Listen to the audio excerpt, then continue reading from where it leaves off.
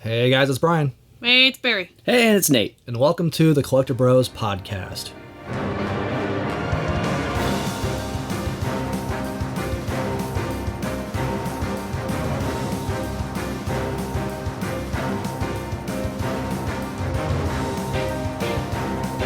Thank you guys for joining us today. Please do us a favor and follow us on social media at Collecti-Bros Pod on every social media that's available. That's worth a shit. Also, we are now on YouTube. It's been great. People have asked for a visual, so there it is. Ask and you shall receive. We're at Collecti-Bros Pod on YouTube as well. Please check it out. Also, don't forget to check out our Discord. The links for that is in the show notes, as always. So what's today's episode about? It's about video game related cookbooks. This is one I've been wanting to do.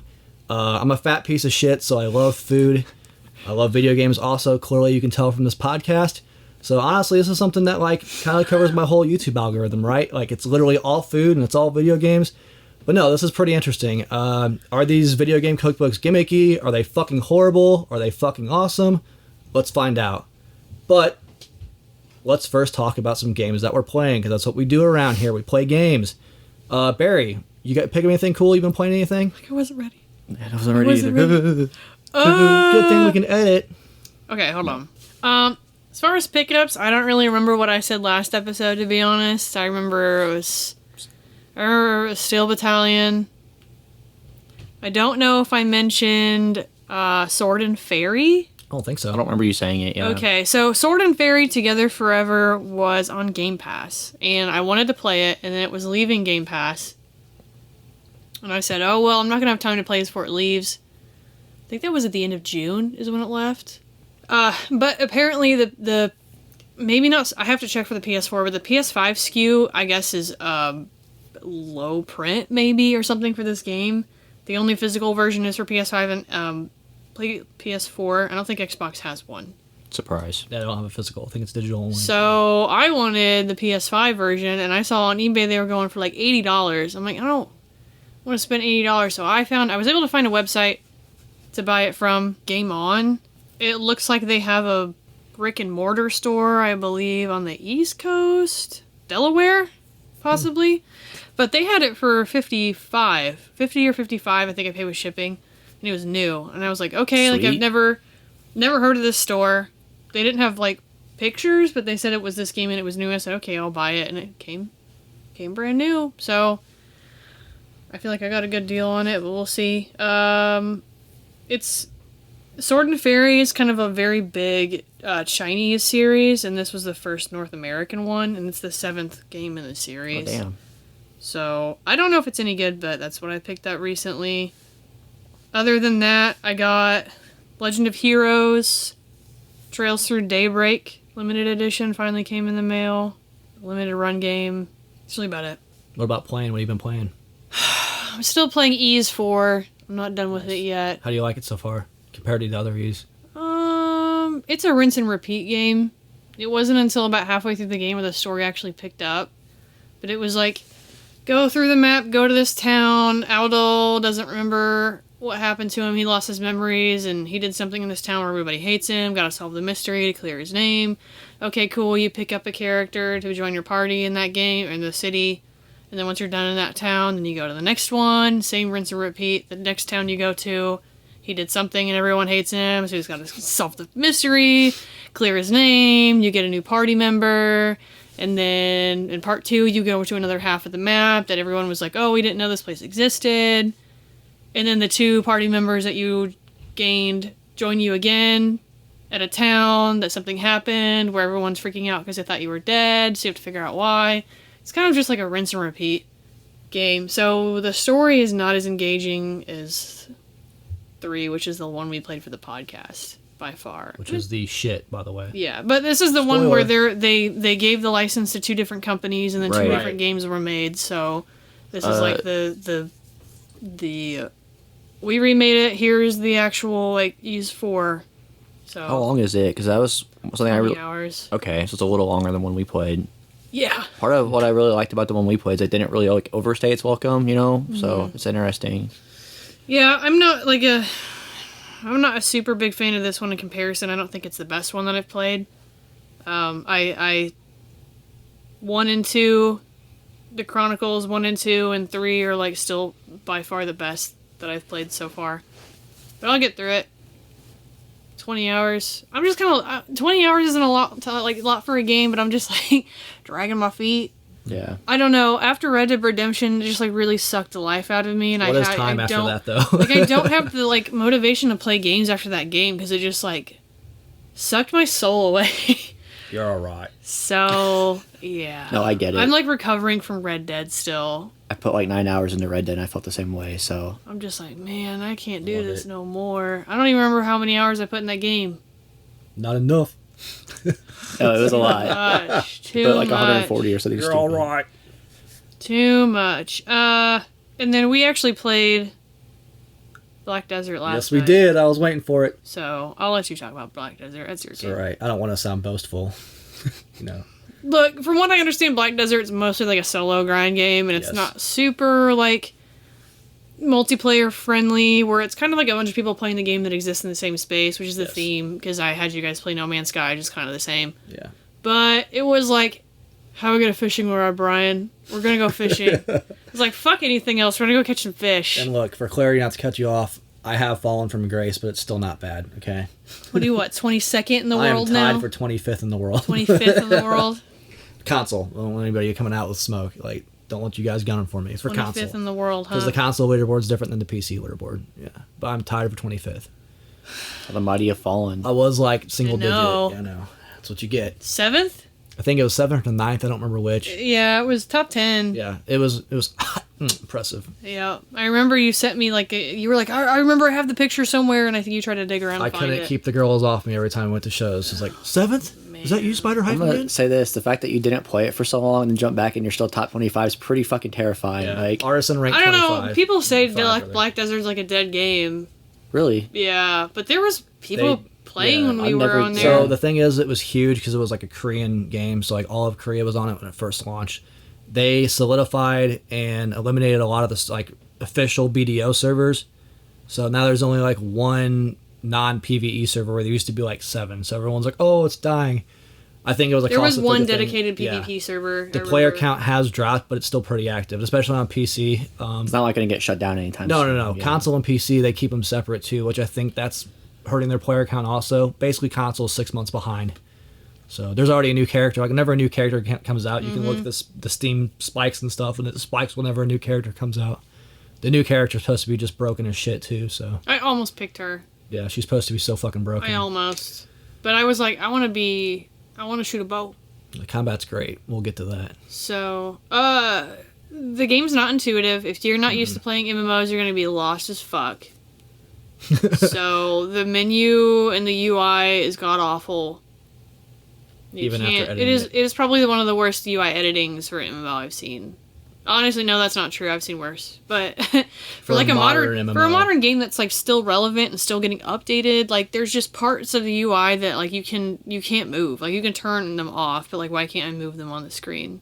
There's just not a lot of customization available, and the controller mapping is just really difficult to work with. So Yeah, I feel like if you're playing a console MMO, you should have the ability to kind of help as much as you Yeah. need to because they're not made for consoles. Like, let's be honest. Yeah.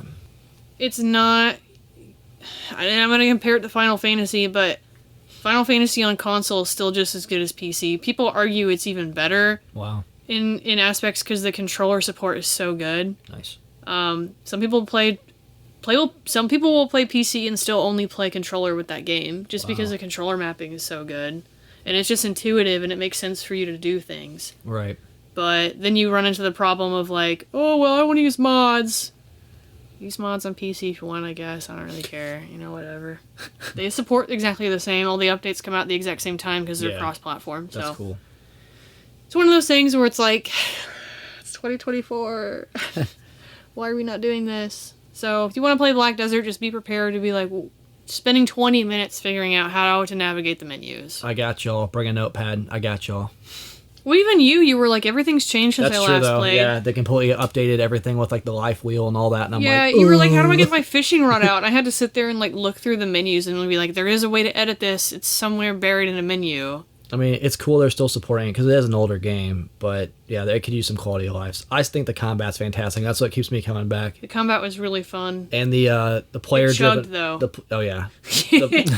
player driven economy is really interesting too. It's very much like an alive game, and you can basically make your own life by picking your crafts. Like there's people who literally just make things and sell them on the marketplace. There's people who fish. There's people who, horse trainers. Like it's you can get lost in it for sure. If you're into that kind of like grinding deep stats, like you could easily get lost in it. Like I have. I already put like 5 days into it just fishing. It was also really interesting that they gender locked classes. Yeah. But then once you picked a class, you were able to customize the look of that character. Yeah. So it was like, why couldn't we get the option to customize in a character and then apply a class to it? It was just because there's the archer for the male, but the ranger for the female. Right. And they do 2 different things. But I'm like, what's the relevance of one over the other? Because I didn't realize you customize a character. I thought you just picked the character and everybody looked like that. Oh no, yeah. So when I clicked it, I was like, why am I still able to edit this? If I'm able to edit a character, then like, why am I gender locked for everything? This is kind of dumb. It is weird. Probably because it released in December 2014. I had no idea it was that old. I knew it was older, but Jesus. Final Fantasy came out in fucking 2010. Yep. So I don't know. Maybe it's a Korean thing, because what's that game called? The one coming out, they're putting all their funds into that. That looks fucking awesome. What's the name of that game, damn it? I mean, I'd say Genshin's the same, but Genshin's not really. Genshin is kind of like a hero. Genshin has Genshin money too. Yeah, Genshin. Well, but what I mean is they're all locked, but they don't let you customize them, so I don't really compare it as the same. Right. Or like when a new hero comes out, like that's the hero that you get, but you can't customize their appearance in any way. Yeah. So they're also the Black Desert did this. They did the Diablo 4 thing where like a seasonal character, so they just assume people that want to stay current just make new characters every season anyway. Which it sucks for players like me who want like a high level class, Better get on the grind then. I know, shit. But that's really it. What about you, Bryan? Crimson Desert, that's the name I kind of think of. They're working on that Crimson Desert game. Oh, okay. That's where all their money's probably going, which looks awesome. Sorry to interrupt.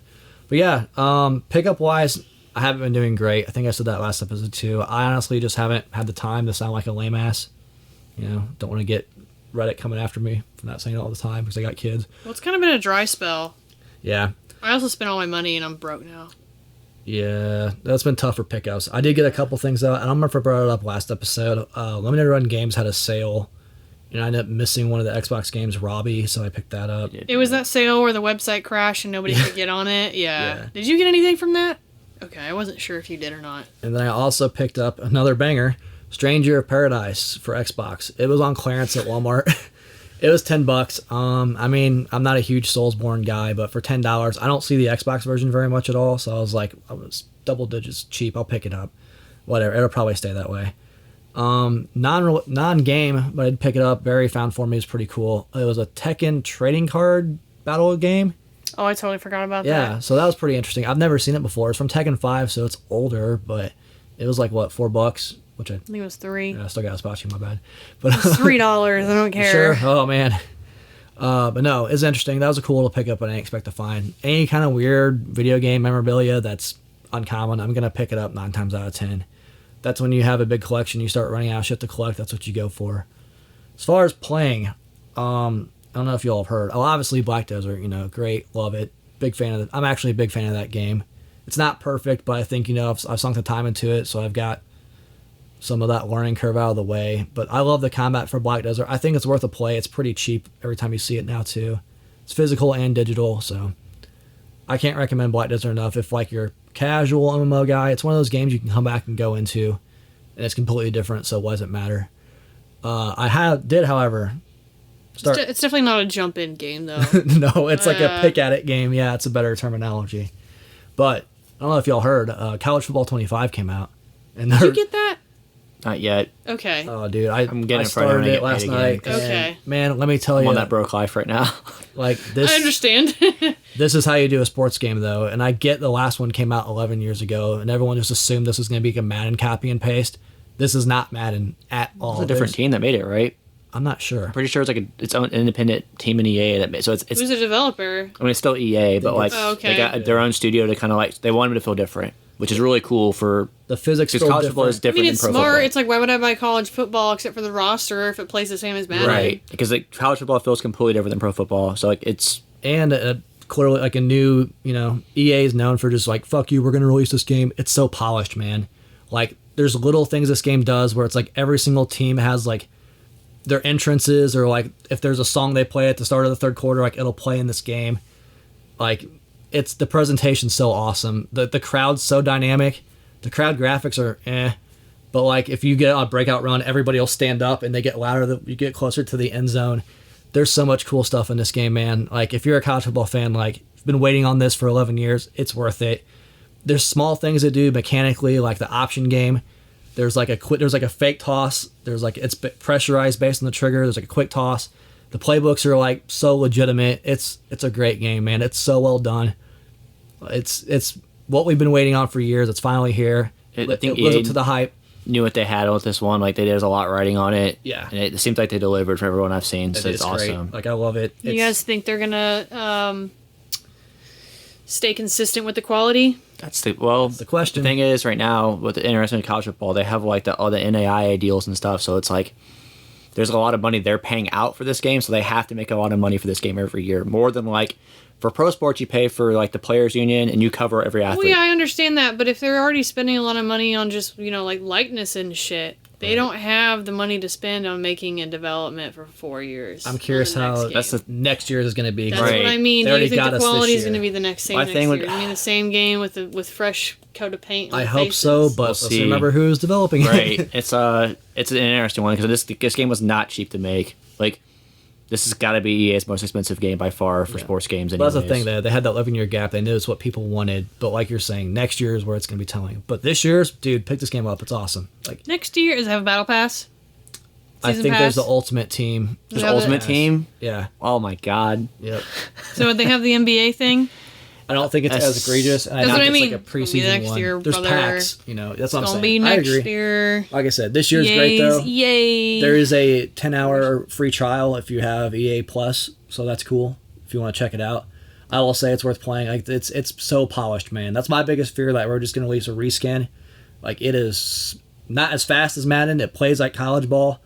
It's awesome, man. Like I love it. That's what I've been playing, and I dig the hell out of it, man. That's the sad part about EA is like I feel like every single time that they either grab a property or re-release something, not re-release, but like remake something after such a long time, like they really spend a good amount of time delivering a good game. Mm-hmm.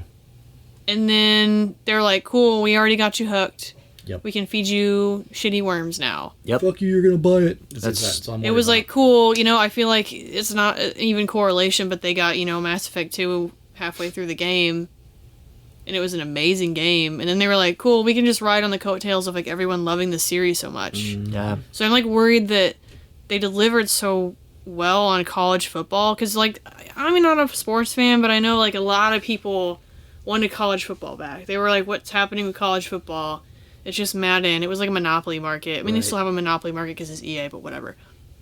So they delivered a great product, and now I'm like afraid that you guys are gonna get shafted year after year after year now. And here's the other thing too, like Notre Dame's ranked 7th. It just sucks. They do next year. It just sucks. That's why they're determining for college EA, football. I guess. Yeah. I determine for buying it's whether Notre Dame's good or not, and I'll enjoy it, and then be like, I can wait until they're ranked again. They're 7th. It just sucks to be like outside of the sphere and like see people so happy with the product, and then know that like I have no skin in the game for this, but like damn, I just feel bad that it's gonna turn into a cesspool that we have now. It just sucks. That's why we're so hard on EA, because like they can make a great product. They should literally choose not to more times than not, and that's if you're just incapable, it's like but like they literally can make great games. That's what's so. I'm happy to report this is worth the 11-year wait. Like I got goosebumps and shit. Like just picking Notre Dame and seeing the cool pregame rituals and shit. It's just like, if you're a college football fan, like this is some cool shit. It's West Virginia burn couches. I don't know. West Virginia that's got shafted, bro. I mean, they ain't gonna be right this year. But anyway, Nate, what have you been playing? What'd you pick up, Nate? I don't have any pickups. I'm really trying to allocate all my funds to this 360 shutdown. Yeah. So thankfully they're doing like a lot of extreme price cuts on a lot of games. Like there's more today that's just gotten out, so they're down to 90% off. So they're like $1 game that used to be $30 digital.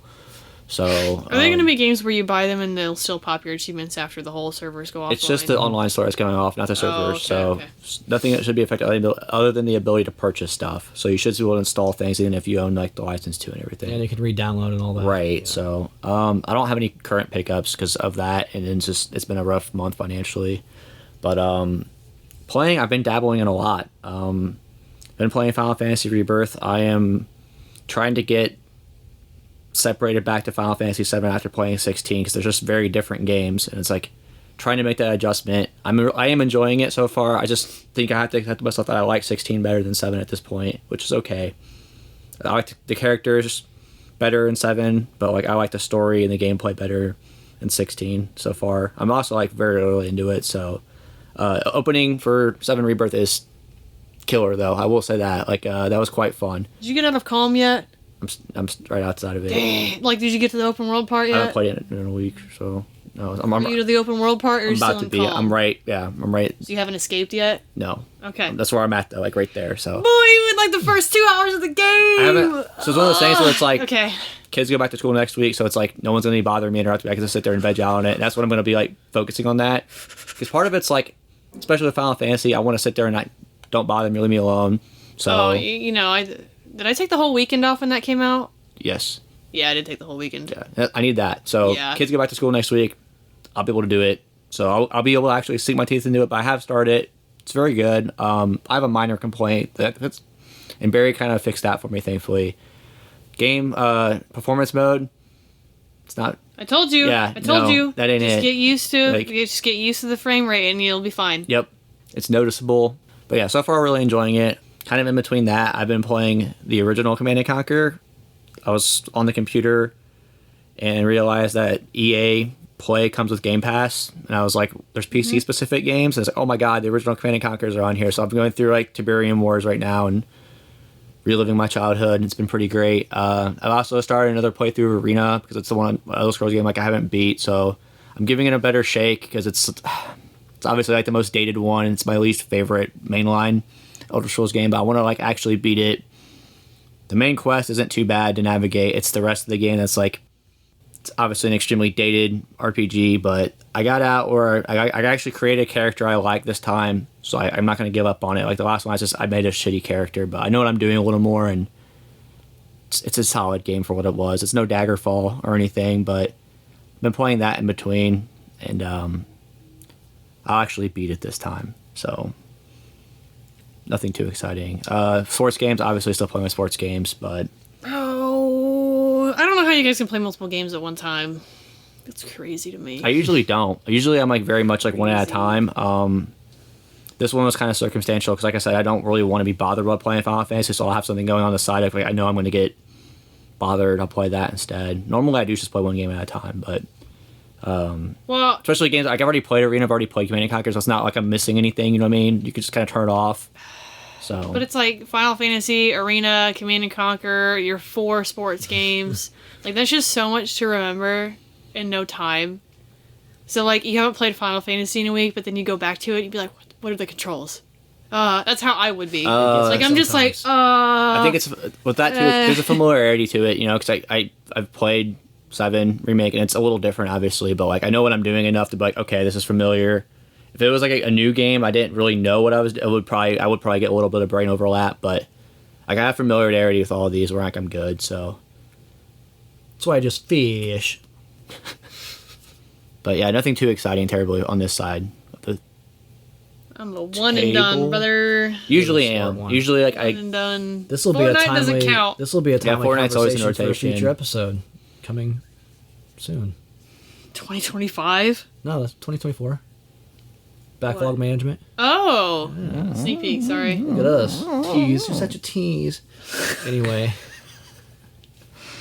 Jesus Christ, Brian, let's dive into the episode. so yeah, speaking of tea. Oh God, leave. All right, video game cookbooks. So, first time I ever even heard about these things, I think I was flipping through Amazon, and I saw an Elder Scrolls cookbook, and I'm like, this is a thing? Like, what the hell? So I did a YouTube search of it, saw some people making some recipes, and I'm like, this is interesting.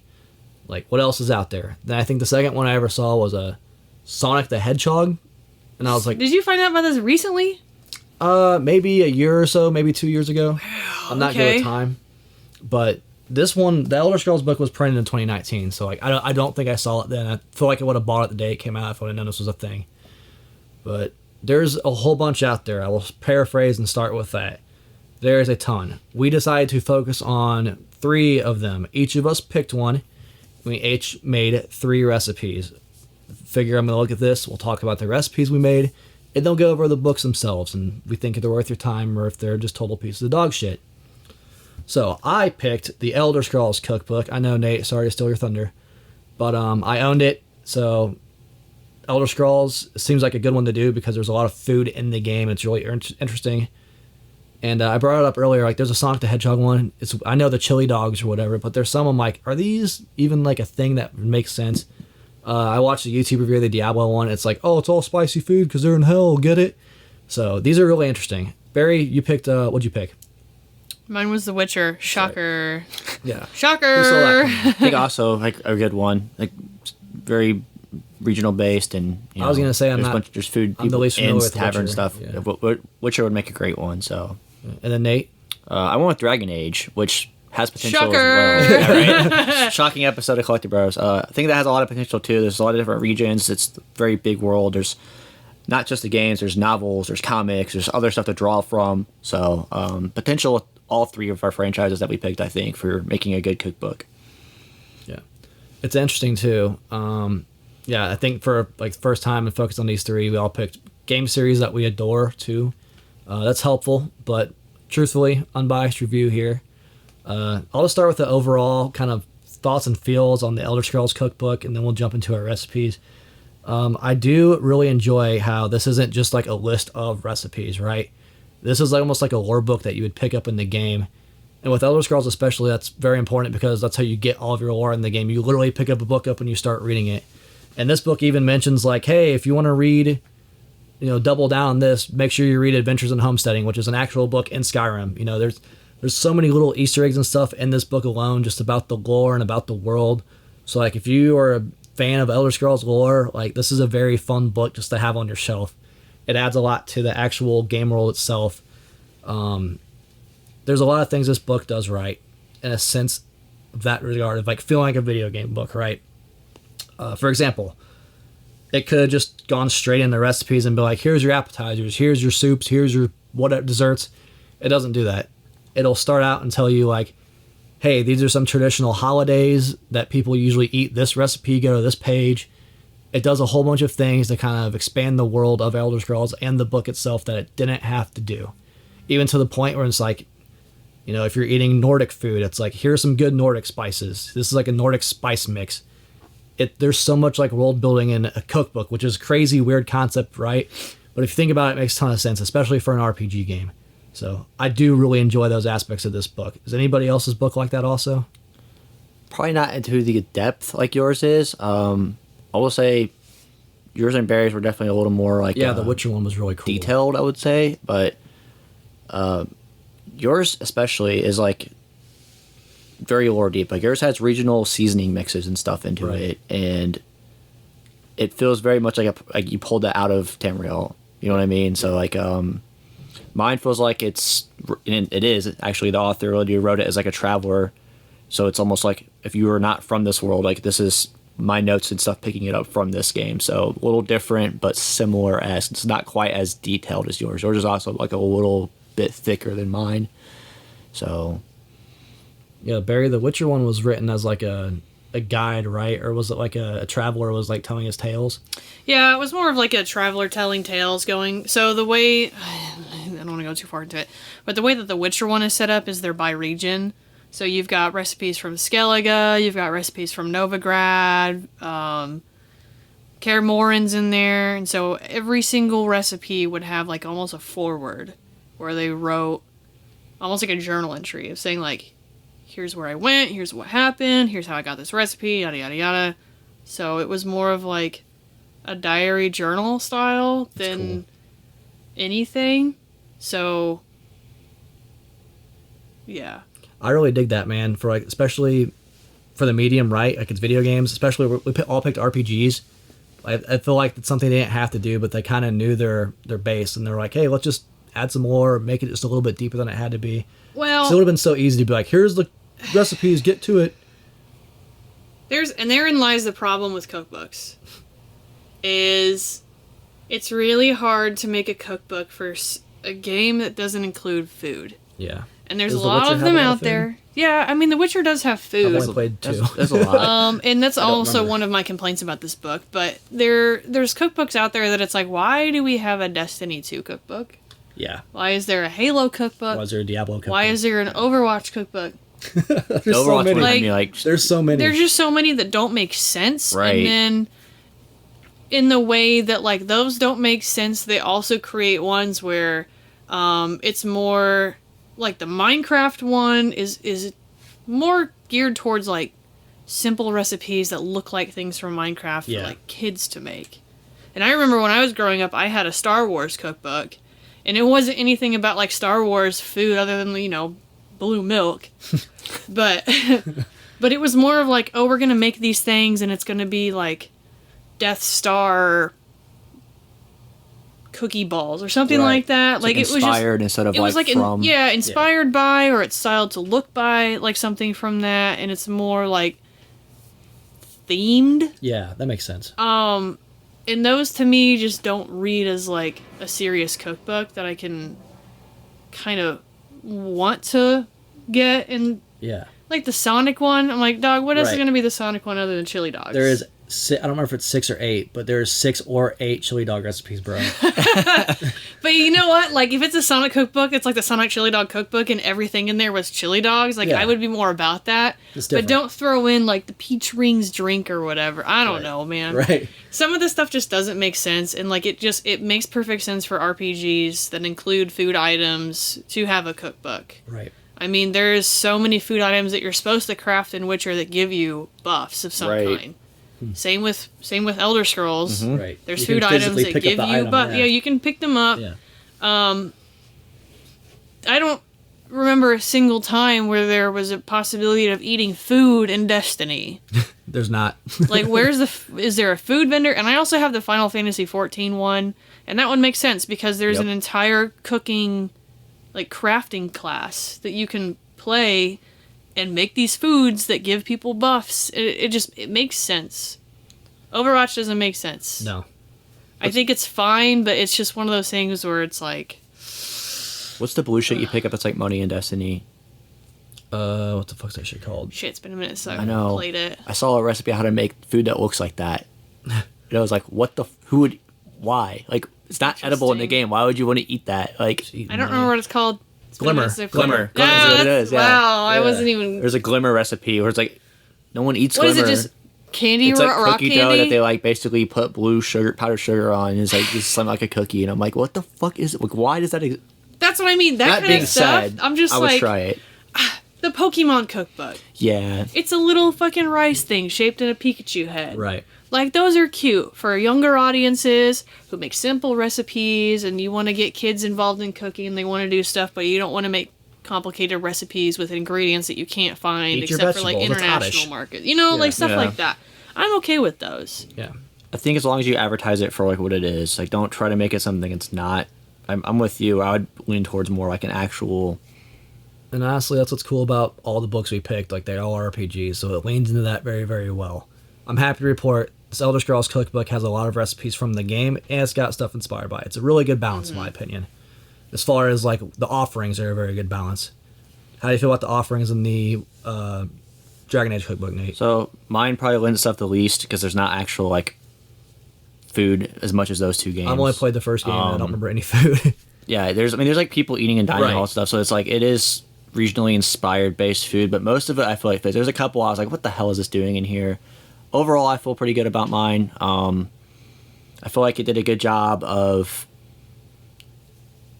Mine wasn't divvied up by regions, but it was like it would give you a little story before each recipe of kind of like where you encountered it or whatever, and they all felt like they belonged. Like the ones from Orlais felt like they're actually like all kind of in a similar palette, I guess you would say. Like the dwarven stuff all kind of like a similar mold, so like it didn't feel like tacked together. That's good. So if you are going to go the inspired route, I prefer you at least put your heart into it. You know what I mean?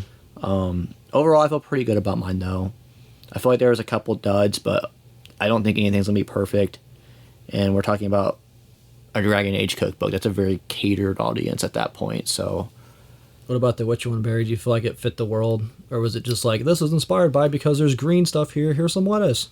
No, there was some that made sense. So the way that this book is set up is it's not a section of appetizers. It's not a section of main dishes, seafood, desserts. I like that format, so this book was hard for me to navigate sometimes. Because I'm just like, oh, I kind of feel like making a dessert today. And I'll open a cookbook and go to the desserts and see, like, what, I don't know, I fancy.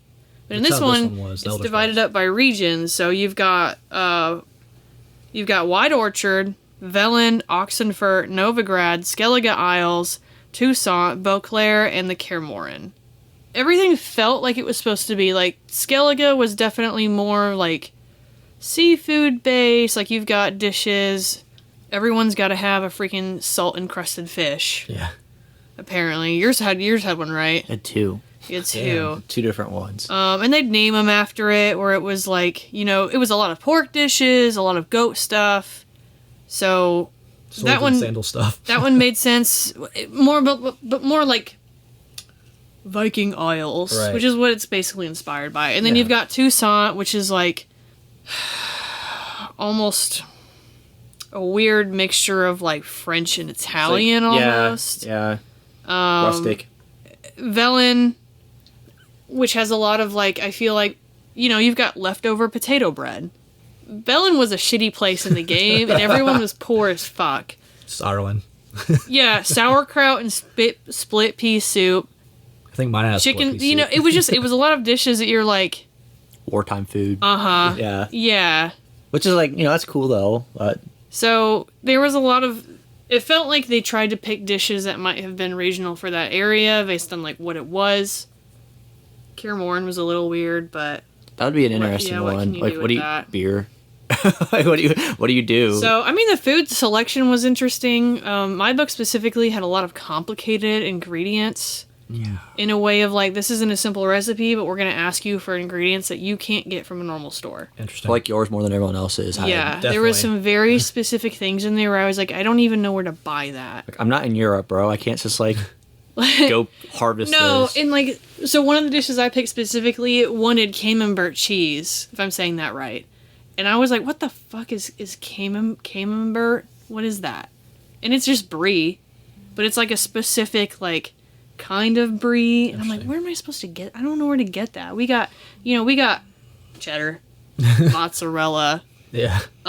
Maybe if we're getting fancy, Havarti, but like the normal grocery stores just have it's like standard cheese. Pepper Jack. So I had to go to an international market to find that specifically. And there were some dishes that I passed on because I was like, I don't know where I could possibly get this ingredient from at all. So it felt a little hoity-toity to me in some of them, which was hard because like some people don't have access to those kinds of ingredients in their areas. Right. Especially places who don't have international markets. Like, what are you supposed to do with that? I think we have a pretty nice one. We do. So I was able to find what I Couple, needed for actually. what I picked, and maybe I'll explore later and find some more specific stuff. But Yeah, I do agree. I think the Witcher one was probably the most like in depth in terms of like resources or ingredients you needed. I will say I think the Elder Scrolls one was probably the most traditional in a sense that it divided recipes based by type. So you had like a desserts page, a drinks page. do yours do that too? Mine did the same thing. Yeah. Okay. Mine was yeah. definitely by like, it was, you know, appetizers, drinks, desserts, main And courses. then it would And kind of go that is into the traditional right. setup style. I prefer that personally, just because, like you were saying, It's if I want to like organized. just make some, if I get a wild hair in my ass, I'm like, I want to make something. I want to know what I get to. I'll play devil's advocate just for mine, as maybe even yours, honestly. It's the fact that all three of our games are so like region based. I think it is kind of cool to have stuff divided by that, but I would also like the ability to be able to pick like, Well, there's a way to What get I'm around it. ranking. Like the Elder Scrolls book itself, it's divided by type, and then it goes into like why it's a regional thing, and then even some of the like the meat dishes and stuff. It's like, hey, use this seasoning because it's a Nord seasoning. Flip Right. this page. Like it does a real good job of balancing it, making it feel like, hey, if you want to lean towards something that's more like this, don't start making this recipe, but also divided by what you're looking for. I do appreciate that. I just wish in mine in the structure it was like, okay, we can divide by White Orchard and Skellige and Novigrad, but like at least put it in the same format. Where it's Right. like you've got appetizers first, you've got lighter dishes next, you've got heavier dishes next, you've got desserts and then drinks, but it was all intermixed, where it was like I could have a drink first, in the middle, next to a dessert, next to something else, and it was hard to navigate. Yeah. Like, when I went back later, and I was like, you can't really go down the table of contents and find something quickly, and when you pick a specific cookbook, a lot of times for me, it's because I want something from that specific cookbook. Like, I'm not going to get a general cookbook for baking. Right. I'm going to find a very specific... I have a book for just baking recipes. Or I have, cocktail books. Like, you if you're a big cocktail person, you don't pick up a cookbook with baking and all this other stuff in it just for the cocktail section. Right. You get a cocktail book. So, it's like, today I want the taste of Novigrad, and I've got 10 recipes to pick from. I don't know. It's like, and especially with how specific their like flavors are, it's not like, oh, today I want an Italian dish, and I can go get an Italian cookbook. Right. I don't really know, like, I want poor people food today, I don't know. So be craving that bread and bologna sometimes. Yeah, I wish it was more structured within my organization, but. So what about extras? Did you guys have any extras? So like the Elder Scrolls cookbook, it was really nice. It had like the race introductions and all that, and they've been getting. But at the end of it, it also had like indications whether it was like vegetarian or if it was what's the word I'm looking for? Gluten. Dietary considerations. Oh, okay. Yeah. So like that's nice. It was notated. So if you were of a certain diet, you could flip to it, find it very easily, and then also it had measurements in the back for metrics, or it would translate, like if it says a pour of heavy cream, it would tell you exactly how much a pour was. Mine did not.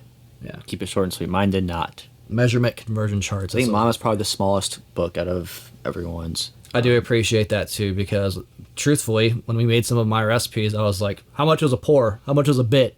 You can literally go in the back and look. That was very nice. Yeah, because especially when it comes to seasoning, like my definition of some pepper is probably very different than most people's. Like, I am a heavy seasoning person, like, so to have that's nice. Yeah. I definitely thought that was nice. They didn't have to do that. And again, it kind of adds to the overall quality of the cookbook in terms of its structure. I do have some issues individually about some of the recipes with like the wording. And there's times where it's like, hey, if you know exactly what the measurement is, why don't you just say the fucking measurement instead of saying a pour because you're trying to sound cute? You know what I mean? Yeah. It's a double-edged sword, but it's in there. Especially for the baking stuff, like, full disclosure, I made a sweet roll. Duh, you have to. You're an Elder Scrolls. And it wasn't precise. But, like, if you're baking, I don't know if anybody knows anything about baking, but you have to be very precise with your measurements. Like, you could throw the whole thing off if you're not. So, there was times where it was beneficial, and there was times where it's like, just say the liters and shit. Like, come on. Do you remember if yours was like that, Barry? Like what? If it had, like, conversion charts and all that, extras? Hell no. I mean, like, conversion charts, I don't think so. I did have... There is a 4-page foreword written by the author of the books, which, say what you will about him, I don't know how to pronounce his name. Sapowski, I don't know. His Mr. Polish Witcher. names are difficult. Some people think he's cool. I've heard he's kind of an ass. I don't know. There's a 4-page foreword from him.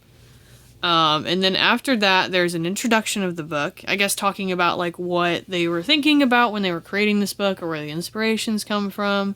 And then there is a how to use this book section where it says things like use white onions unless otherwise specified. So if it just says 1 onion, you're supposed to assume that it's a white onion. Which that kind of shit's weird to me in cookbooks. Here's the thing, I don't read this shit when I go into cookbooks. I go straight to the recipes I want. Mm-hmm. So the whole point of having recipes is to tell you what you need. Like that's so bizarre. That's bizarre behavior to me. Like there's like rules. Like there's 2 pages of basically rules on how to use this book, where it says whenever possible, pick high quality fresh ingredients from the local merchants at the farmers market. You can kind of see what I mean by like hoity-toity. Yeah. When using packaged products, read ingredients lists and choose the options that contain more natural ingredients, such as kielbasa with high meat content. Store-bought's fine. Like, God. Like I'm on that low middle class budget. I'm actually just kind of basically in the poor bracket at this point. Aren't we all now? Yeah, we're all in the poor bracket. Avoid making several shopping expeditions each time you want to try a new recipe by keeping things on hand. It's like, do you know how Thanks for expensive telling me how to live my groceries life, are bro. now? Yeah. Like, when you live paycheck to paycheck, we live grocery to grocery every single week at this point. I got some canned beans on deck. We don't buy groceries and like keep them stocked. Damn, It's like, I got enough food for a week. We better keep a tab on that poor region section, bro. You might save us. This one just says use all-purpose flour unless otherwise specified. Don't use self-rising flour. Some dishes or ingredients are traditionally fried in lard, but you can substitute a neutral vegetable oil if you prefer. It's fine to use ground spices, but we highly recommend using fresh, coarsely ground black pepper and freshly grated nutmeg.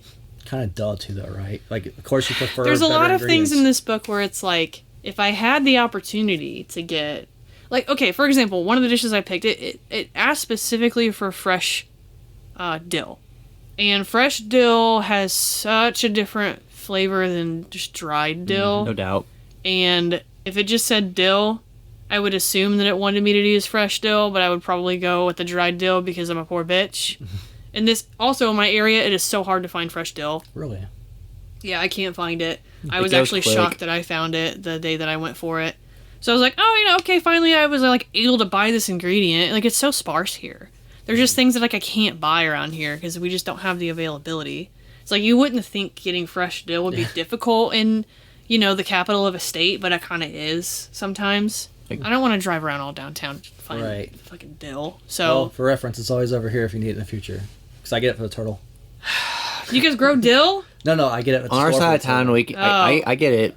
That's where, Well, that's where we there's bought a it, lot yeah, of, I'm like, there's a yeah. lot of stuff where I already said next year, I'm like, I'm doing a whole herb spread. I can't do this. I can't hunt for dill every single day, man. I love using dill, and I'm just like, I need fresh I dill. love dill, bro. So it's just I'll grow it again next one year. of those things where it's like, yes, I know a cookbook prefers you to use fresh ingredients and a freshly slaughtered cow, I guess, Yeah. but like, it's just not realistic. You don't gotta be hoity-toity. So don't about double it. down like, on we me. expect it, but like, don't demand it of me. I Yeah, know, like, yeah. don't double down on me, please. Bossy. Damn. So, and that's 2 pages of basically rules.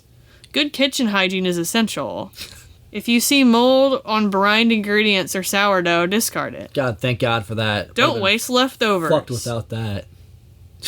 That's Treat our funny. recipes as guidance rather than a strict set of rules. See, that's another thing I will say about mine. It's a good segue.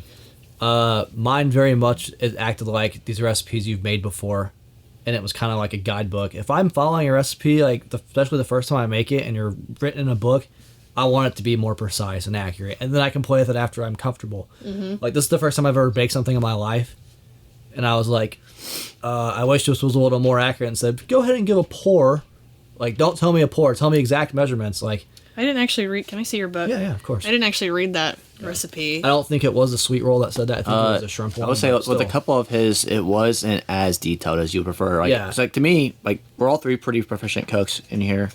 Like I love cooking. same, and we all like are pretty confident. I just don't cooks. like washing dishes. But if we're specifically if we're using a recipe, like we want to learn how to make that. You know what I'm saying? So like, tell me how to make it instead of like acting like I know how to and like using it as a general like reminder. You know what I Right. mean? I have no problem. I think yours was probably the most like. This would have been nice to know. It's very free spirited at times. It or is. sometimes where it needs to be a little more guided. And when I first get a recipe, like if I want to try it, I want to do it exactly the way it is, and that way afterwards when I master it, I can add and subtract or make changes as necessary. This one wants you to do that like off the bat. So like for me, first time ever baking, it's not really a good thing. I don't think it's a point where it's a detriment, but another example is like the shrimp dish I made. I'm trying to find it to find the specific thing that you were talking about. So like I followed the instructions to a T, and the picture looked completely different as far as the consistency of the liquid. And I was like, well, I followed it to a T. Like, what the hell? the instructions were vague. That Yes. was the problem. Yes. That's my biggest knock on the Elder Scrolls cookbooks. The instructions were not uber clear. It was specifically stir for several minutes until the whole mixture has reduced somewhat yeah, somewhat. and is a nice thick consistency, but still pourable. Yep, that was it. And I think, You can pour molasses, bro. yeah, and it got to this point where, like, you were basically done, and I was like, Bryan, this is not... I'm like, did you reduce it? And you're like, yeah. And I'm like, did you put any thickening agent in it? And you were like, yeah, I put exactly what it told me to. Like, molasses, so we ended up sitting there and cooking it like twice as long as the recipe said. I think you had a problem too. Yeah, I had the with same. your dessert, So, which just never, it didn't cook all the way yeah, through. it wanted me to make a custard, which it's not flan, but flan's a type of custard. So like, I also didn't have quite deep enough a dish. I think that was the problem. But in that sense, it should have cooked faster. I had to cook it 4 times longer than the cookbook said to. I would be really curious for you to try it with actual, I bought the stuff to make it. what are those things called? Starts with an R. Ramekins. Ramekins.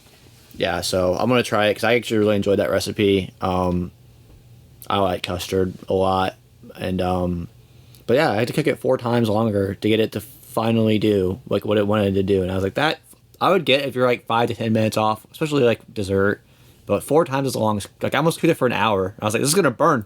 This is gonna never burn. Yeah. And I was like, okay, It just never cooked all the way through. It was so. Yeah, and like I said, literally 4 times longer. That's crazy. Like that's being very off. And I'm wondering if it's because the ramekin is ceramic. Did you get ceramic ramekins? Yeah. I'm wondering if it was because the ramekins are ceramic and you use basically a cupcake sheet and the material is different. I don't cook custards or flan. I don't like cheesecake. Like, I know it's blasphemy to say. It's a texture thing for me, so I don't really know. I'm not experienced in a way of how that cooks, but I'm wondering if it was ceramic versus nonstick metal. Maybe, but the interesting thing, I had like a third of mine that were like perfect, and then it was like the farther down the pan they got less done. Like the ones on the top were like perfect, and then after thinking about it, the ones that were still perfect were still underdone. I got the expert in, and it was like these were underdone. So they were close. Yeah. But even like cooking it for 4 times the amount and it's still not fully all the way done is insane. It was 4 times. Like, I'm not exaggerating either. Like we sat there and it sat in the fridge for fucking like 2 hours. Yeah. Which didn't say anything about refrigerating it, but I was like, I need to get this more solid. I know it's not supposed to be flan, so it's not supposed to be perfectly solid, but like I need it to take shape. It was that the only recipe that did that for you? Yeah, that was the one I had problems with, and I maybe made a couple after we recorded and stuff. I haven't had any issues. That was the only one though. So and it may have been the dish, but like even then, I feel like overall mine was pretty good. And it was all my recipes. I didn't have anything where it was like mine were all very precise. It wasn't like use a pinch. It was like everything was very plotted out. That one just sent a little off. Like it needed more time or maybe higher temperature or something. Other than that, mine were came out pretty great. Let's get into the meat and potatoes. The 3 that we picked. Okay, so we each picked a drink. I hate you. I'm quitting. I hate myself. Solo show. Let's we each picked a drink. I think we each picked a dessert, right? Yes. Yeah. And then we picked an appetizer / main course. Being the Elder Scrolls, it was obligated for me to pick my favorite from the games and the most popular. So I started with to drink skooma. And the actual description for this one was really funny because it's like, if you guys don't know, skooma in the game is like this hardcore drug with like plaguing the Khajiits. They're all addicted to it. This is moon sugar. Yeah, exactly. Yeah, even like in the Morrowind, you find like skooma pipes and stuff. Polo Cassius. It's pretty interesting. Yeah. So I was like, oh, we gotta do skooma. This is gonna be a crazy one. But the description for this is along the lines of basically it's like, hey, we know when Khajiit come, they want skooma. It's illegal across Tamriel. So this is a nice like cordial to kind of substitute that skooma need where they know it's not really skooma, but it's kind of like a legal skooma. It's Delta 8 skooma basically, you know? But it's pretty fun and tongue-in-cheek, like talking about how the bartenders make this drink and it's a cordial. It's really sugary, so it's got that moon sugar aspect. Like this was a fun one. Not my favorite to drink, just to be honest. It was an apricot-based cordial. I'm a big fan of alcohol. Let's be honest here. It's truth time.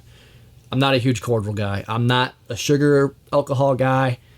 Don't love apricots. This wasn't necessarily made for me, but I can appreciate in terms of like trying to relate to the game. I thought this was a fun one, but it was not my favorite to drink. I thought this shit was way too sweet for me personally.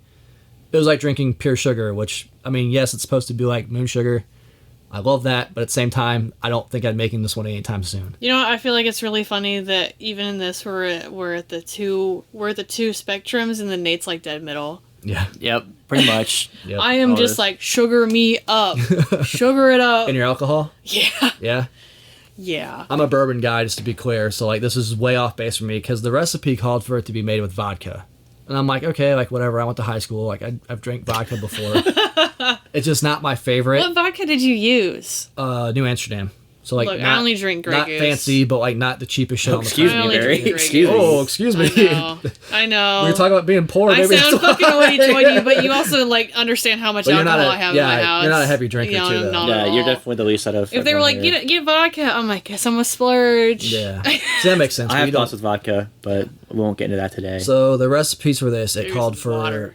Basically, it had you as long as it's filtered. get some dried apricots, cut them up, throw them in a container, 2 cups of vodka, a sprinkle of cardamom, and a dash of vanilla, and then you let it sit in your cabinet. Oh, that's for- what those little bits floating around Yep. were. Okay. I tried filtering it, but so you set it in a cabinet for 4 weeks at max, and then you kind of sip on it every 2 weeks to see where you like it. It's very sweet. It is a cordial. Mission accomplished. Just not my favorite. I think the cardamom comes through and the vanilla comes through. Like if you enjoy those flavors, you can taste it.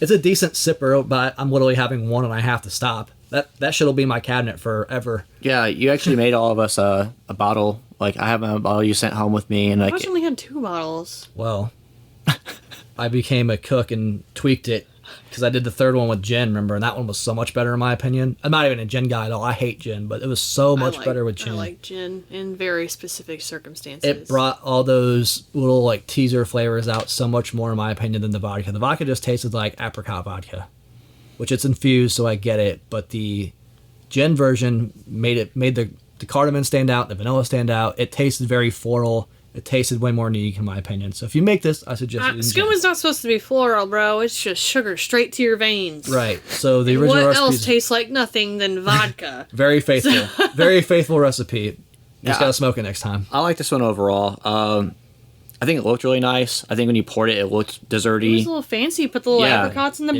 bottom. I think it presented really well. Like if I was somewhere and someone started, I'd be like, damn, okay, bougie. Like it looked the part for sure.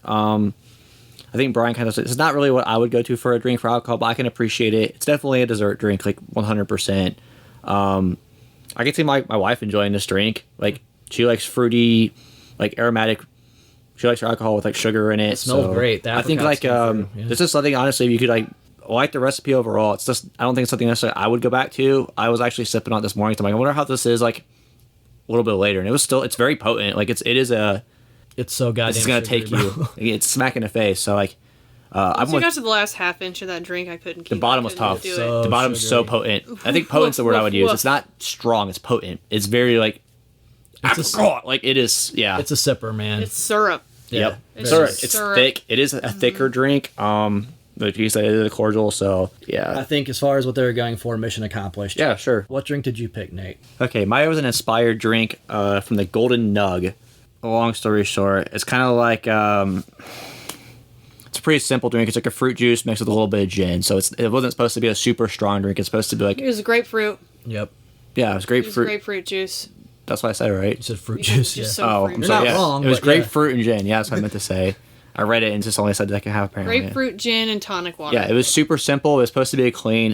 This one was more to get a look and wanted to represent like what a nug looks like, and it was like a pinkish gold. So mission accomplished. I feel like it was a really pretty drink. It's not really again my cup of tea. It's not something I think I would sit there and just drink all day. It's bitter. It was Yeah. it was made to be like it's grapefruit like we said and gin with tonic water. With so like a gin and tonic is already supposed to be like dry and bitter, Yes. but then you add like a Yeah, it was a little much bitter for me. fruit juice to it, and I'm like, man, Truthfully, I'm not a huge grapefruit or a gin guy or a tonic water guy, but I could see if you're a gin and tonic guy, the allure behind this. Mm-hmm. Guy or gal. I enjoyed this drink. It's not one I would normally go to like for my just what I like to drink. I'm more of a bourbon rum person. So, but this one looked really nice. I feel like you could serve this one like if you had people over and they would kind of dig it. It feels like an old school drink in a lot of ways. It's very like got that dry with like you think fruity on our tongue. It's like okay, apricot. This is grapefruit, so it's very like subtle and it's kind of like under. It's almost got that bitter. I don't want to say bite, but almost a little bite to it. bitter pucker. Yeah. Yeah, it wasn't It's not super sweet strong at all. alcoholic. I would say it's chuggable. It's just very dry. So if you're not used to that, probably not for you. I think it's fun what they did for it though. They went for I love nugs. They're my favorite animal in Dragon Age. Them and the Mabari They're like Warhounds. the pig type, right? Yeah, they want to look like these. So Yeah. little pig rats that live with the dwarves. They're like throughout the Dragon Age series. So I think it's cool to pick something actually from the world and It was like, this is their specialty drink, so it had a little story about like the bar that serves it and stuff. So like this cookbook did a good job of like making it feel like it was part of the world, even if it's not necessarily in the game. They like made it feel like it actually belonged. With the recipes and stuff, we wanted to follow them to the T when we made these. Like, well, I would personally do different if you are going to make this one. Splash of pineapple. Yep. Maybe sweet. I was going to say make it more like a margarita. It's a little more frozen instead of just a liquid. It might give it a little more of like the sweetness from the grapefruit, or if you use pineapple instead, it would probably be better. Just wanted a splash of pineapple and grapefruit to keep that color, make it a little bit more golden. Yeah. Give me a bit of sweetness to like For me, cut it was through. it was so dry for me. But again, I already said I'm not a gin guy. Some people love dry drinks. I do not. Yeah, I'm a dry drink. I like dry wine. Like I'm more of a I'm a dry drink person. It's just not something I personally would sit there and drink a lot. I could see myself making it again though. Like I think there's a time and place for it. Like I said, it's not a dessert drink. I thought this one smelled really good. I like the way grapefruit smells. It's just I can't chug it. It's a very pretty drink, I will say. So I think it fit the bill overall though, and I liked it. I just don't think it's for me personally. What about you, Barry? I saved you for last specifically. So, spoiler. Apparently my drink was the best, and I'm not going to disagree because it was. This is also my biggest complaint with this was my drink was Swallow, which is the health potion / health tonic that the Witchers make. In this universe, the Witchers basically are mutants where they make really... I want to say they make basically really dangerous like potions, and only a Witcher can take them. Yeah, because they're like toxic. Yeah, they're super toxic, and if you give them to normal people, it has a very high probability of killing them, and that's something that's like revisited in the story a couple times, in the games too, where you have the option, like I think there was one where someone was really in pain, and you had the option to give them that tonic to see, they were like, they're gonna die one way or the other, like, give me something, and Geralt's like, this is gonna make it so much more painful, and they're like, you can choose to give it to them or not, and they ultimately die anyways, but like in a horrific way. So that's the whole point of the Witchers, is they are mutants, and they went through this crazy fucked up process to be able to do this. There were 3 available in the entire cookbook, which it was Swallow, it was White Gull, and it was Thunderbolt. That was it. Missed opportunity. Yeah. No Cat. I thought Cat was going to be in there. You would think, yeah, that's like a very popular one. So the fact that there was only 3 of like actual like tonics or Witcher potions or anything was so disappointing. It was so disappointing for me. I've seen people online do a flight of like tubes and have a bunch. That would have been a really cool Super presentation, cool. man. Like I just want like a Witcher concoction like drink book. They could do a Witcher cocktail book so easy. Yeah, and not to say that this book didn't have more drinks, but it had drinks for like the regions. I just wanted more Witcher potions. Like that's Witcher. a big part That of is Witcher, the Witcher yeah. books and the games is these whole tonics and stuff. So I picked Swallow because Thunderbolt specifically wanted me to like do some crazy shit that needed like 3 weeks of prepping for, and I said I ain't got time for this. So it was mead, it was cranberry juice, and it asked for raspberry syrup. I could not find it, so we used strawberry. Wish I could have used the raspberry, but we used strawberry syrup. It was a banger.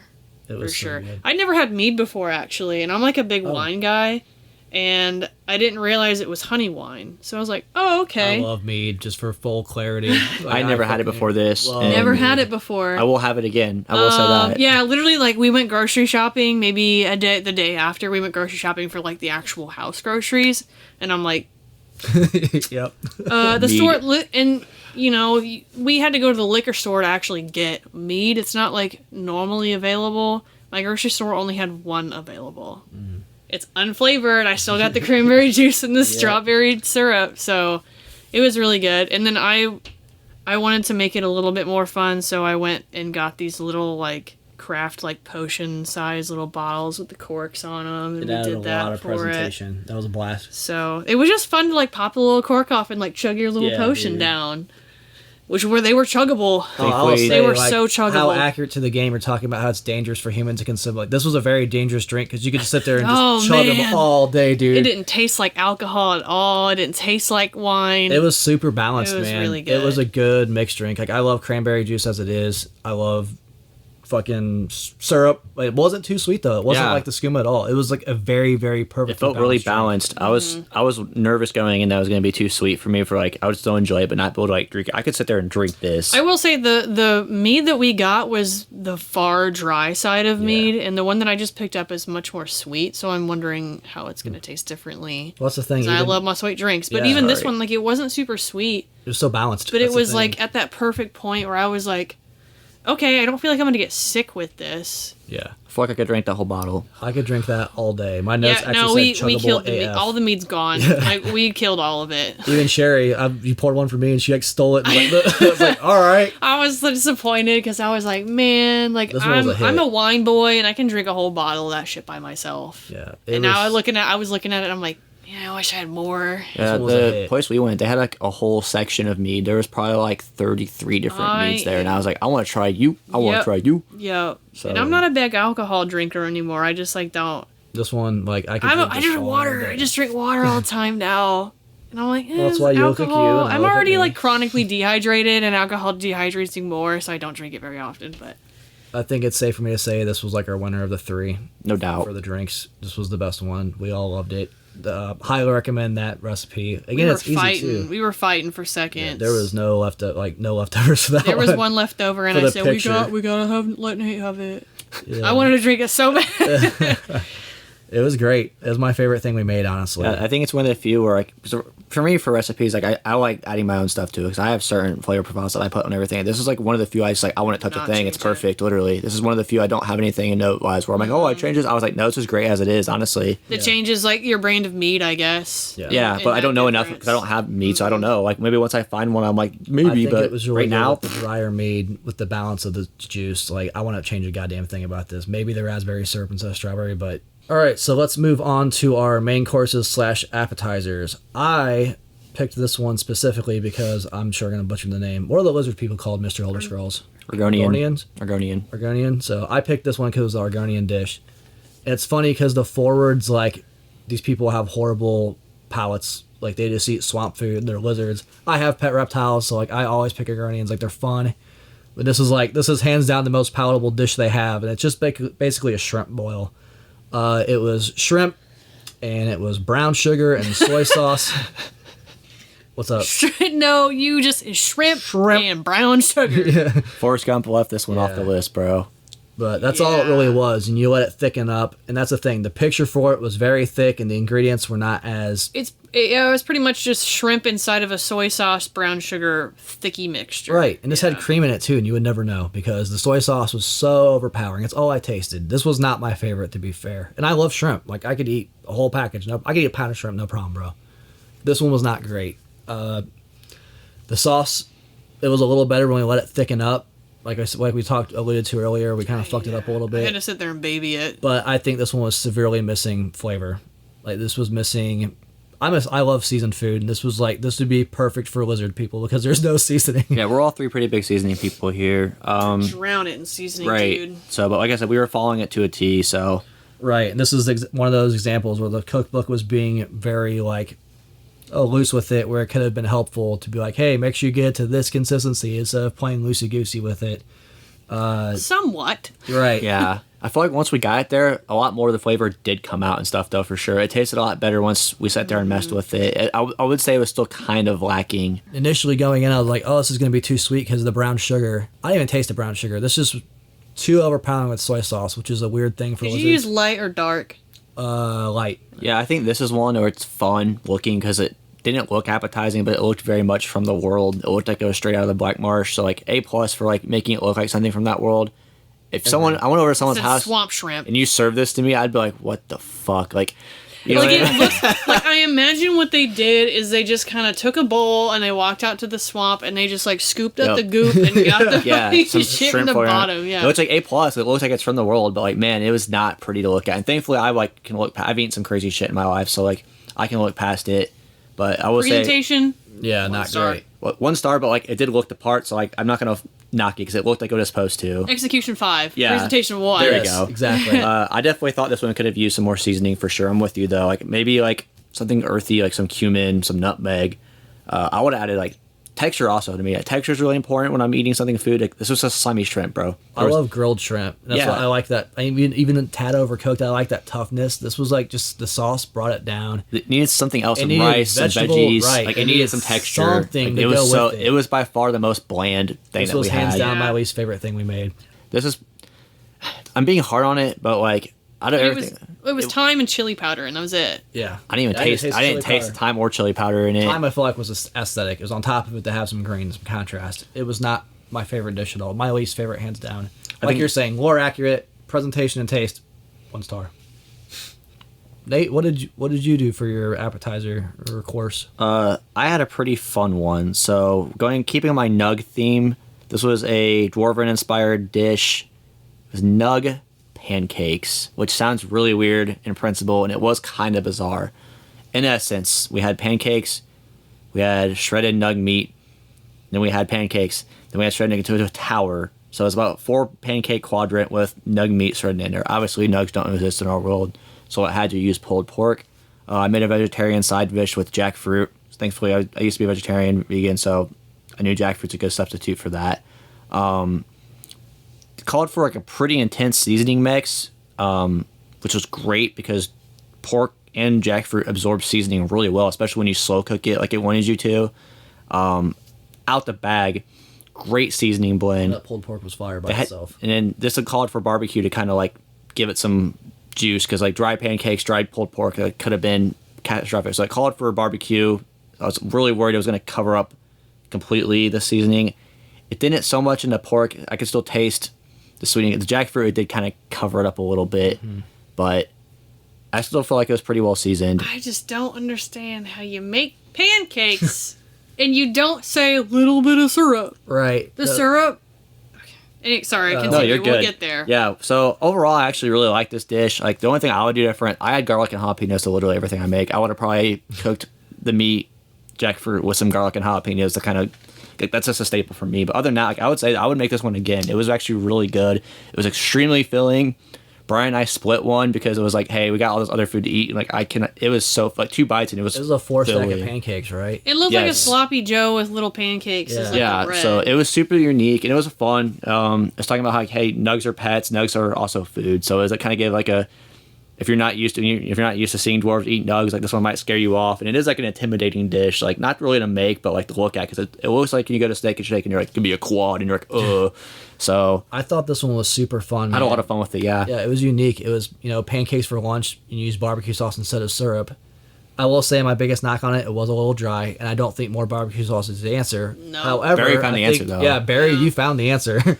Well, so I don't eat red meat and poultry, so like Nate made the jackfruit for me, which is very sweet. But we were eating it, and I'm just like, it's just something is missing. And I'm like, guys, give me the damn maple syrup. And I drizzle a little bit on there, and like, I don't know what it was about the maple syrup bringing out those marinated flavors that the barbecue Yeah. completely covered up. Yeah. Like, you put barbecue sauce on it, and it was just barbecue sauce with a pancake taste. And something about the maple syrup just, like, cut through those spices and brought out the marinated. I was like, what is that? I'm like, what did you season it with? What was the seasoning? And it ended up being You get cumin, nutmeg, coriander. coriander. Yeah. Could not taste the coriander until Yeah. we tried it with the syrup. It was crazy. It was striking how much more flavorful it was. And it was crazy. You think it would cancel out even more, but it brought out, especially with the jackfruit. The pork, I said, was a it missed came through a little opportunity. more on the pork without it, but like the syrup with the yeah. jackfruit, especially, like if you're a vegetarian, vegan, like you have to add syrup to this one. It makes it so much better. You didn't even add a lot. It was just It wasn't a lot, drizzle. just a little bit. And it yeah, helped I a was little just like, bit. give me a little drizzle with a little dip, because I don't want to overpower it with maple syrup like I usually do. But It helped so much. oh man, I think it that was a whole elevated the different dish. Yeah. Jackfruit's a little tricky. I like I said, I used to be a non-meat eater, so I've worked with jackfruit. And the first couple times, it took me a while to get used to how it works. It was top. Yeah, I would make this one again in a heartbeat. What did you pick, Barry, for your appetizer / main course? Mine was specifically from Toussaint, the Toussaint section. It was Frank Collart's baguette platter. Yeah. It was so good. So this is kind of like a 2-part. There's 2 separate. It's a baguette that you cut up into slices, and then there is a fish pate, and it also caramelized onions. And the fish pate was basically like fancy schmancy tuna salad. Definitely not your traditional tuna salad. Yeah. It was tuna, mayonnaise, hard-boiled eggs, fresh dill, fresh parsley, green onions, and black pepper. Which fish is a relatively new thing for me, especially tuna.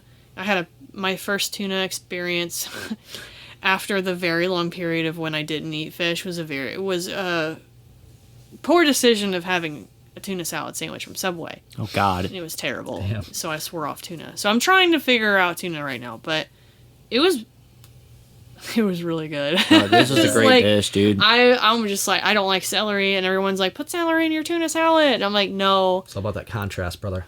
And like normally, I feel like mustard's usually in tuna salad, and like nothing, not even like mustard seed or anything was in this. Mm-hmm. The dill was just, cool.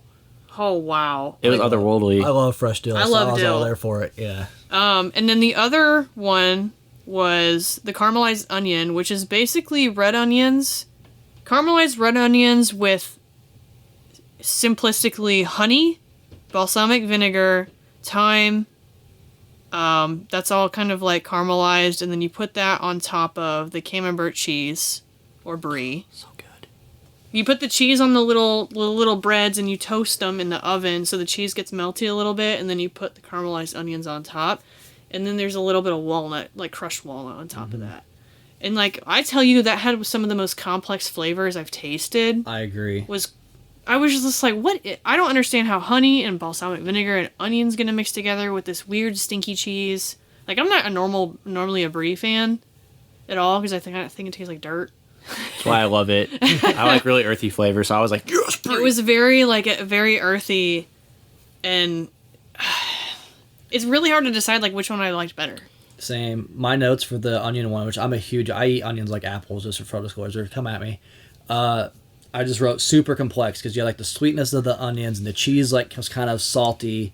That one was great, but man, that tuna salad. You've got that balsamic vinegar acidity. Yeah, that one was so complex. So like all my favorite things in the world. So that one I personally like better. So good. But, like, I like earthy dishes, and that one is just like ticked every box for me. That tuna salad. The tuna one's great too. I feel like they both went really well together because you had like the earthy bite, and then you had that fresh like dill tuna cold cleanse afterward. Like, they were perfect to complement each other, honestly. I agree. Like, in a combo, it was great. Like, I wish I would have served this at my wedding. It was that good, dude. Individually, I personally wanted a little bit more of an it needed some acidity in that tuna. Well, we did the lemon juice. And it was the lemon juice. Yeah. And it just brightened it up like, so much.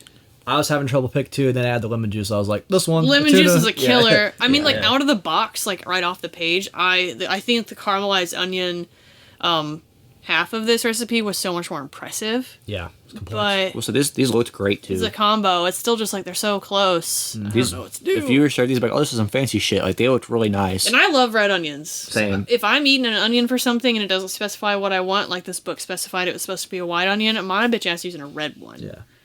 And so, like, to caramelize red onions is so odd. Usually you don't caramelize red onions. Right. Very interesting for this one. So yeah, I adored this. This is the one. second time I've made this one. Oh, I know, because the first time you made it was a couple months ago. Yeah, he just And like I had walked it, in and my house. So I said, "Hey, Nate, try this." I was doing a trial run. I've been thinking about these since they made them, and I was like, I went home. I was like, babe, Barry made some shit that's like so fucking good. I was just thinking about it. Yeah, dude, this is great. Yeah, absolutely make these again. I think this is probably a super approachable recipe too. Like, it takes time, but like it's worth it. The presentation was great. I loved this one. So I really enjoyed Nate's for the uniqueness, but this one, like, I could eat a plate of 50 of these fuckers, bro. If I got served your bread as an appetizer and then the nug pancakes for like a meal, I'd be so happy. Yeah. I think they're both really sorry about your. The nug pancakes were like one of those things where I looked at it and I said, I don't trust this. It worked better than it tasted it, and you're like, okay. Yours looked great and tasted like exceeded the looks, which was like extremely high. I will say I think the pork worked better for it too than the jackfruit. Like, I know you don't eat meat, but I think that helps. I can't have that experience, but I trust you. Yeah. All right, so for dessert, Nate, what did you make? I attempted to make a goat custard. It's like an Orlais dish, so I guess most comparable to like in our world would be like France, like the high end area of Dragon Age world, Thedas. I love goat cheese. I love goat milk. This one called for a very strong, no sugar added goat custard. So I'm a big custard person. I was about that life. I explained to begin this episode, I didn't quite have the right equipment, and I was told it would be okay. It was not. This was Baking and desserts are I love desserts. I eat them. I don't really make them a whole lot. so picky. This is one I want to try again, though, because I think I can get it right. Now, I feel like I was pretty close. This is the only one the recipe really screwed me on. I don't think it cooked long enough or high heat enough to quite get its... But overall, like, it was super strong. This one was not for everyone. Now, there's a drizzle of honey on this, and there was dates cut up on top to kind of give it something other than just goat milk and goat cheese. If you don't like the intensity of goat cheese or goat milk, this one's probably not for you. Or if you don't like the texture of custard, sorry, Barry, this one's probably not for you either. No. But this is one I will definitely revisit and go back to. Bro, this one was so rich. It was extremely rich. I can't describe how like intense this one was. For me, I had to let it like warm up a little bit and then drizzle like a shitload of honey on it. My Eastern European blood was like, hey, there's something here where it's like the dates and like the honey. But I don't know if I would do this one again. I'm not a huge custard guy. I actually prefer it without the dates and honey. I just want that goat milk and goat cheese taste, bro. I might just bite the cheese and chug the milk next time. It was so goddamn rich though, man. Like it needed something to cut through that. But it wasn't the worst thing I've ever had, but it's just... There was something I think it there. needs a round 2 to really feel like what it would have tasted like. It's 100% what I'm going to do. Because like I felt very... It's frustrating you have a recipe and you're like, it's almost there, but it's like not quite. And it's like, you know, it could be awesome. And this one for me is like something, I love custard. I love goat cheese. I don't have it a lot. So when I do, it's was this your first time like making a custard or a flan? Yep. Yeah. And so going in, I was like, this one I'm nervous about, guys, because I'm a proficient cook, I would say. Now, desserts and baking, I don't have a whole lot of experience on. So... it's never good on your first try, except for fucking Bryan, I guess. Yeah. Yeah. Oh, we're saving my dessert for last. Spoiler. But overall, like, this one was fine. It felt like it fit the world for sure and stuff. It looked okay. There's not a whole lot you can dress up a custard to make it look fancy. It is what it is. It's not creme brulee, you know what I mean? But overall, like, this one is an acquired taste for sure. I know Barry wasn't a fan. What's the thing? Like, I like goat cheese, but I think in a more traditional texture. You know what I mean? No, because I love this, but... Yeah. I get why you would say that. I think the dates were cool too because like the seeds added some crunch that helped out. But I don't know. This was probably my least favorite dessert. I will say I already went into this one biased because I just don't like it. But I was like, you know what? I'm going to give it a shot. And at first it was undercooked. And then second I was like, there's some good flavor here. And then third the texture hit me and I was like, ugh. I was like... It was not... If you don't like custard, this is not like a putting you by a storm. Like, oh, I can get through it. This was like... Welcome to hell, motherfucker. Like, this is intensely strong, and... It was so rich, man. Just, my notes just say rich, rich, rich, rich, rich. Like, yeah, but... I'd say mission accomplished, I think, but, like, just not for me personally. Barry, what about your dessert? Yours was pretty unique. So, my dessert was oxen... it was from the Oxenfurt section, and it was confectionery apple fritters. Simple. They weren't terrible. It was basically a shredded apple, which I was like, how do I shred an apple? And I guess I just... Bryan had the good idea of basically skinning it first, because I was not having a great time, but I just had to use a cheese shredder. Yeah, we had a like traditional block cheese grater, and I was like, this is what I got to shred. I had to use. But it was basically just making pancake mix, putting the apple in, and then deep frying it is really what it was. And then on top you were supposed to dust cinnamon and powdered sugar or confectioner sugar. And there wasn't really like a sauce or a dip or anything with it. It said you could like serve it with jam or like jellies on top, which we didn't try with that. But it just kind of tasted like a pancake. The apple wasn't really quite there. And we used green apple too. Like, we used green. Yeah. I prefer green apple, and I'm wondering because it just said apple. It didn't specify what kind of apple I was supposed to use. Well, we're all picking green if we're picking apples. So I'm a green boy, green. so like I picked a green one, and maybe I could pick something next time that might be a little different to see and try it. But I just think it needed more apple. That's my biggest criticism. It's just like wasn't apple. One apple. It was no apple. I feel like this one was almost there too, which is also frustrating. Cause like I was like, there's something here because it was like the texture was pretty good. It was like fluffy and light, and it had like a hash brown shape to it. So it was like a great. You could like pack these and take them. It was a good texture. you can't make them. I made that problem of making them too big in the pan, and then the middle wasn't cooking before the outside got too overly fried. So you just kind of bit into it, and it ended up being a batter gusher. So a couple of them were failures. I think Bryan was the one who brought up, this probably would be good with apple butter. Yeah. Which would be true. Yeah. It'd be great with like a... I just didn't bring apple butter because it didn't... Right, we didn't follow the recipe. Yeah, I just ate it as was. This was the one that's so close to me. It was just a little dry and wasn't potent enough. I think I know we're all big flavor people, but like it needed... And we use green apples. You can't really find an apple that has more of a taste to it than green. It's super strong, so it should have came through a little more. I actually really like this one. I think I probably liked it the most. I do agree. I think more apple would have helped, but I like the texture where it was like soft like a pillow, but it wasn't like cake. You know what I mean? I'm not a huge cake guy, so these were habit forming as fuck too. I ate one, let it sit there for a minute, and I was like, let me get another one. I honestly, it wanted me to deep fry them, but I kind of would cook them like a pancake next time. Yeah. I think I would cook it in butter like a pancake instead of trying to deep fry it in oil. These, though, the ones that were left over, I ate them the next day with honey, and that shit was fabulous. Oh, yeah? That shit was fabulous. Try the honey. Yeah, it just needed something to like kind of wetten it a little bit. That's the thing. It was sweet, but it wasn't like sugar sweet. It was like very natural fruit sweet, and I think that's what was like so habit forming for me. But that honey, I just did a drizzle, and that set it over the edge, Bryan man. just put honey on everything. I smashed, bro. So that was mine. Bryan's got the last one. Yeah, so, being the Elder Scrolls Cookbook, I had to do a sweet roll. This is like, I think, pretty sure a law, right? First time I've ever baked anything in my life, and I love this, man. This was great. I was so worried because I've never baked before, and this is like, oh shit, here we go. You're going to form this dough and put it into a pan. This dough is very simple. Thank God. This recipe does a great job of like, you're not going to over-knead it. You're not going to do this. Like, you literally just mix it together, throw it in the pan, and let it rise for 30 minutes, pop it in the oven. This shit was so habit-forming. This was skooma, bro. This was, like, addictive. Well, Bryan, our first intention was to do this, like, once a week, get through everybody, and we made everybody's dishes in one fucking day. Yeah. And Bryan went first, and so he finished this sweet roll. He was just sitting on the table just, like, taunting me. I was like, man, something about that sweet roll. Like, I can see why everybody steals the damn sweet rolls. Yeah, dude. It was simple but really good. Sorry, go ahead. Oh, go ahead. No, go ahead, man. Go ahead. No, I thought it was like, I was going to be like, I just want to be like, whatever, kind of check the box. But it was actually like really a good dish, dude. I'm not a huge sweetbread person, but like it was banging. For me, the thing is, like, I hate cake. Like, I'm not a big cake guy. Like, ice cream cake all the way. This, though, like, the sweetness from the honey, again, it wasn't like, I don't like that artificial, like, sugar sweet, like the skooma had.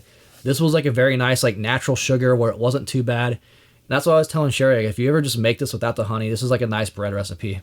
Like, this is super versatile.